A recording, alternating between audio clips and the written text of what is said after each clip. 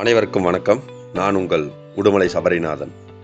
Japan நாட்டிலிங்க ஹோண்டான்னு ஒருத்தர் என்ன பண்ணார் அப்படின்னா, ஒரு என்ஜினுக்கு தன்னுடைய புதிய விதமான ஒரு பிஸ்டனை கண்டுபிடிச்சே அந்த பிஸ்டனை கொண்டுட்டு போய் டொயோட்டோ கம்பெனியில் கொடுத்தாங்க.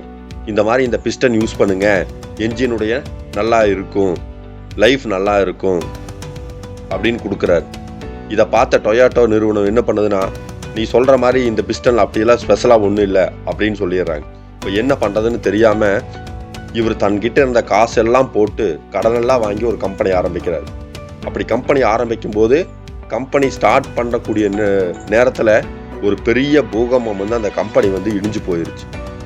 மீண்டும் கடனெல்லாம் வாங்கி கம்பெனி ஆரம்பிக்கிறார். அப்போது 2ஆம் உலகப்போர் வருது. 2ஆம் உலகப்போர் வரும்போது அந்த கம்பெனி மேலே பெரிய குண்டை போட்டுடுறாங்க.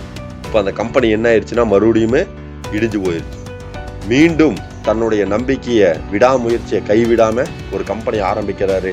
அந்த கம்பெனி தான் இன்னைக்கு உலக அளவில் விரிந்து எடுக்கக்கூடிய ஹோண்டா அப்படிங்கிற அந்த நிறுவனம். இன்னைக்கு நம்ம ரோட்டில் பார்க்கும்போது எத்தனையோ ஹோண்டா வண்டிகளை பார்க்குறோம்.